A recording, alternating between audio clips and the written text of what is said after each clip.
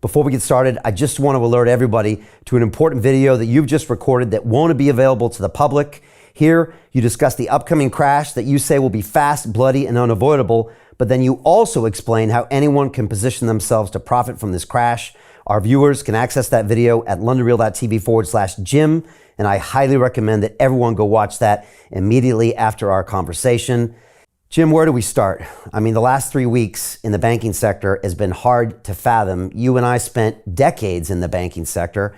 I was talking to our good friend Robert Kiyosaki last week, and he said, Brian, they're centralizing banking. What is your read on Silicon Valley Bank, Credit Suisse, Republic Bank, Deutsche Bank, everything we've seen over the last 3 or 4 weeks? Well, first of all, it's a good capsule summary, Brian. But of course, the Silicon Valley Bank was taken over by the regulators on March 10th. But you can see it coming. You know, it was in distress. There was $40 billion pulled out of that bank in one day on Thursday, March 9th, the day before it was taken over. $40 billion just hit the road, just left. It was a complete collapse. And I was having a discussion with my editor, my managing editor of one of our publications, Strategic Intelligence.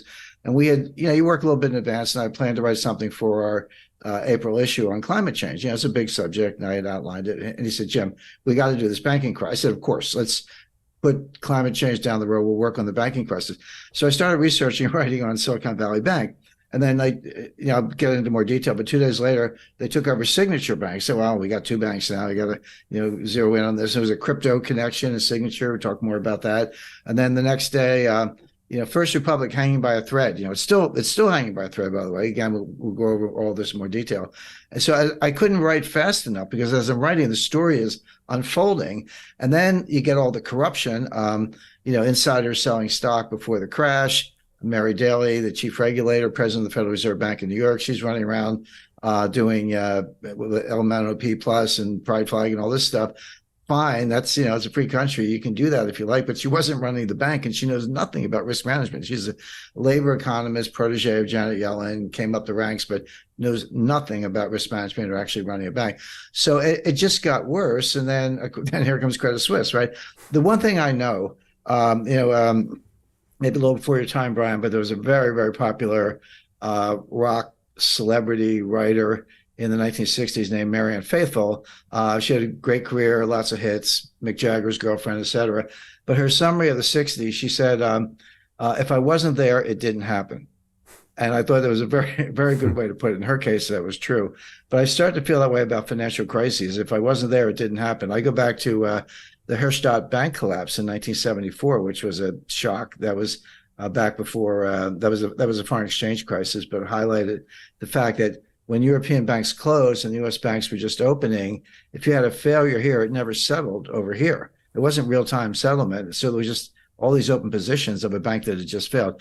The S&O crisis in the 1980s, the Latin American debt crisis, the early to mid 1980s. The flash crash in 1987, the Mexican tequila crisis, 1994, long-term capital, Russia, 1998. Of course, I negotiated that bailout dot-com crash, 2007 mortgages, 2008, everything falls apart, 2020, COVID, and now today. So I don't know if I'm a magnet for trouble, but I've seen my share of financial crises. And as an analyst, they have certain things in common. The entities are always different, the currencies are always different, but the dynamics are very much the same. And the one thing I can say to our viewers is that this is not over. There's been a little bit of a sigh of relief. Stock market rallied a little bit toward the end of beginning of April. And okay, that's a normal reaction. But any thought that the problem's been solved, the bailout's complete, you're not going to hear more, is just not true. There's more coming. Get ready for it. I can't tell you. I'm not going to, pick a specific name, and we all know the names of the big banks that might be in distress. Is Deutsche Bank or Barclays or HSBC, Santander. I'm not picking on any of them. I'm just saying that there are more dominoes waiting to fall. The really interesting part about this, and again, we can come back to the specifics, is that the dominoes falling is a good metaphor. It's, if you got 100 dominoes, you knock the first one, they're all going to fall. That's just physics. So how do you stop that? How do you stop that crisis? Well, you truncate, you drop a steel wall between two dominoes, and this one hits the wall and this one's still standing.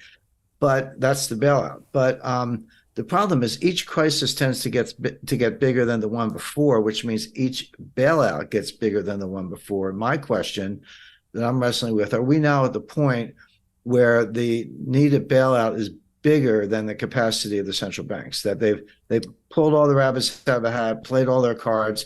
And again, this goes back to what I did say about the Silicon Valley Bank rescue. It is the biggest bailout in history, and I can explain why. But if that's the case, and what else do they have? And then, so now we're dangerously close to the point where, as the crisis gets worse, it's no longer, oh, gee, let's wait for the Fed to bail it out, or let's wait for the ECB to bail it out. You get to the point, I think we're there, where you say, no, these guys actually can't stop it. And you lose confidence in the currency itself. It's the dollar. The crisis is the dollar itself, and the euro, goes along with that.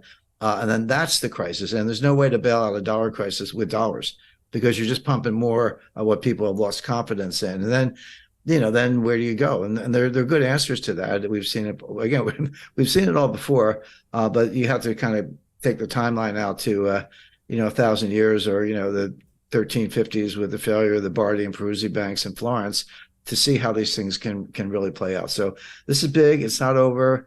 The regulators will attempt more bailouts, but we're at the point where I think you can start to question the regulators themselves. So Jim Rickards has just recorded a video that's not available to anyone in the public, and he's going to be talking about how this upcoming recession is going to be fast, it's going to be bloody, it's going to be nasty. But at the same time, he's going to show you how you can position yourself to profit from all of this chaos. Now, we've made this video only available to our viewers. Go to londonreal.tv/Jim. Watch that immediately. I can't say enough good things about Jim Rickards. He understands the global economic system better than any guest I've ever had on London Real.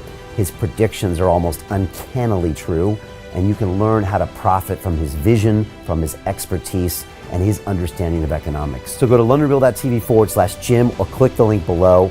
It's an excellent, excellent look on what's going to happen in the future and how you can position yourself to profit from that. Jim is one of the best in the business, one of my favorite guests on London Real, and he's very, very good at predicting the future and showing us all to profit from it. So click the link, and I hope you enjoy. Hey, it's Brian Rose, founder of the DeFi Academy. I've told you my 4-week crypto bootcamp is amazing, but don't take my word for it. This is what my students are saying. The DeFi Academy was an amazing experience for me. It took me totally out of my comfort zone. In this course, I was challenged, I was held accountable, and pushed to do things that honestly weren't always easy. It's been phenomenal, and I can't believe we're already up on our 4 weeks. It has flown by. Going through this DeFi accelerator by far was one of the best courses I've taken. You do this course, you really get into the nitty-gritty of the activities that will make you comfortable with decentralized finance. Thank you so much to Brian and everyone at London Real and the DeFi Academy for even putting together an amazing course like this. Anybody else that wants to do it, please sign up.